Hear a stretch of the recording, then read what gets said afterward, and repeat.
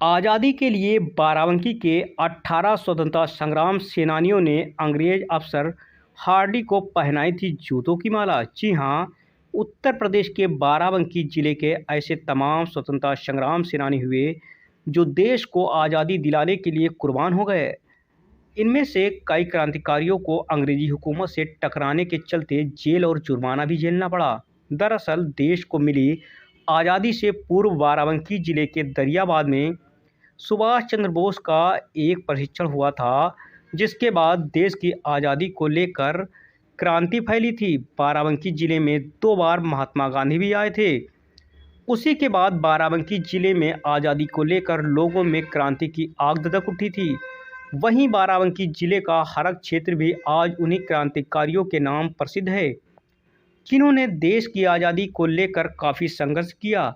हरक से ऐसे सैकड़ों लोग हुए जिन्होंने अंग्रेजों से लोहा लिया। उन सैकड़ों क्रांतिकारियों में से 18 ऐसे स्वतंत्रता संग्राम सेनानी थे जो अंग्रेजी हुकूमत के दौरान जेल भी गए, क्योंकि उन्होंने अंग्रेजी अफसर को न सिर्फ जूतों की माला पहनाई बल्कि अंग्रेजी डाक और रेलवे स्टेशन को भी लूटा, जिसके बदले उन्हें काफ़ी संघर्ष करना पड़ा। ऐसे क्रांतिकारियों में 18 लोग शामिल थे। इन सभी को के नाम हरक में स्वतंत्रता संग्राम सेनानियों के रूप में अंकित कराया गया, जिन्हें पूर्व की भारत सरकार द्वारा ताम्रपात्र से सम्मानित करवाया गया।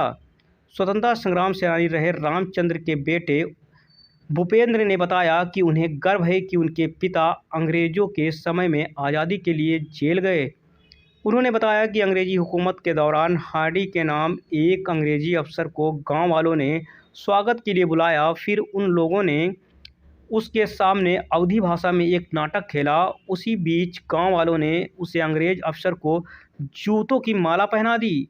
अंग्रेज अफसर अवधी भाषा से अनजान था, लिहाजा उसे जूतों की माला पहनाने की जब असलियत मालूम हुई तो उसने गांव में अंग्रेजी पुलिस को बुलाकर जमकर तांडव करवाया। लोगों के घरों में रखे अनाज को उस अंग्रेज अफसर ने कुएं में फिकवा दिया, जानवरों को खुलवा दिया। इतना ही नहीं, कुओं में टॉयलेट भी करवाया जिससे कोई वहां का पानी न पी सके।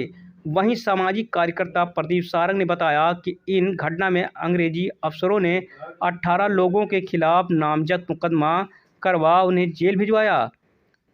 उन पर जुर्माना लगाया गया। बाद में जब देश आज़ाद हुआ तो जुर्माने की 5,000 रुपये की रकम वापस हुई। उस रकम से हरक में चिकित्सालय बनाया गया।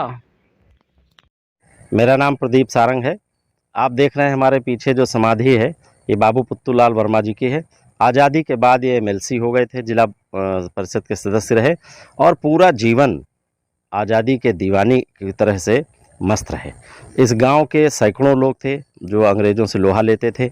एक घटना है जिसमें हार्डी नाम के अफसर को गांव में स्वागत के लिए बुलाया था और गांव के लोगों ने अवधी भाषा में अपनी बोली में नाटक खेला उनके सम्मान में, लेकिन नाटक के बाद में उन्होंने जूतों की माला भी पहना दी। ये सूचना अफसर को पहुंच जाती है, फिर पूरे गांव का तहस नहस कर देते हैं वो लोग आके, अनाज पूरा मिटा देते हैं और वो सब जो है एक तरह से जानवरों को भगा देते हैं, आग लगा देते हैं। जिसमें 18 लोग नामजद हुए थे। उन 18 लोगों को सज़ा हुई, जुर्माना हुआ। फिर जब देश आज़ाद हो गया तो 5,000 रुपया वापस हुआ जुर्माने का। उससे अवैध चिकित्सालय गाँव वाले बना दीन, फिर निजी पैसा वापस नहीं लें।